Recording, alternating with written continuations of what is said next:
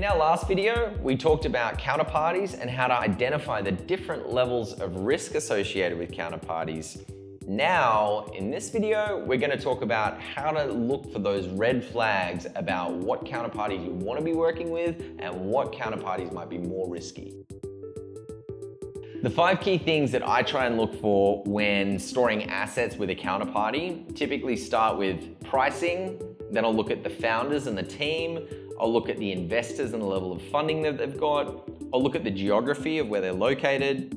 Finally, I'll then go through what kind of security practices they talk about.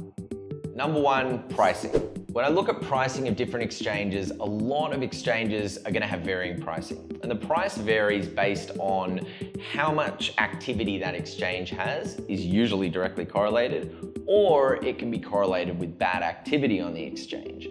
Historically, we've seen some exchanges that operate anywhere between 2% and 10% in favor of the customer, and that has led to broader breaches or insolvency that's come out later. So I always keep an eye on how far their pricing is off the other exchanges in the market.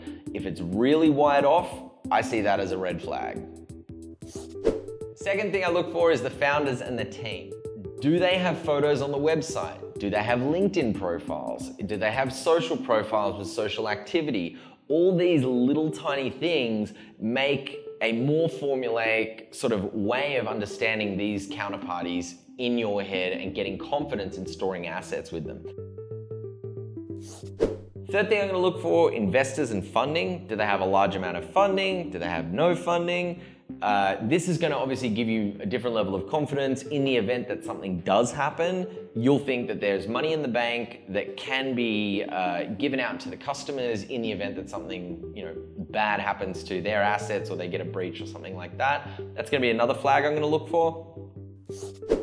The fourth thing I'm going to look for, geography. Where is the exchange located? Where are their headquarters?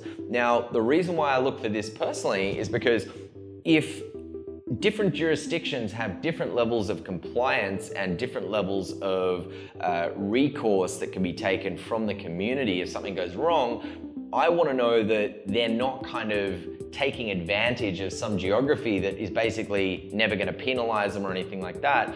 For instance, in North America, exchanges have to be licensed. They've got to have bonds issued with the state that they service those customers in. In the event that something goes wrong, that basically gets handed out to the customers. The fifth thing that I'm going to look at, and the last thing, is actually going to be security.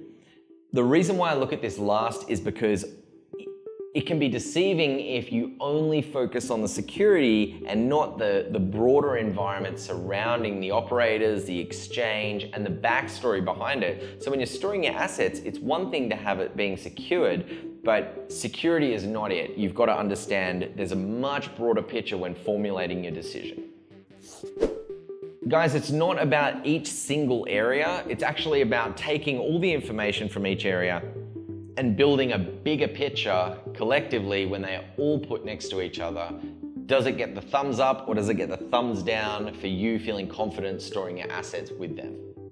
We always close these videos with don't invest stupidly, but I cannot express this enough. Don't invest stupidly, and mainly don't put your money with people that you haven't done your homework on.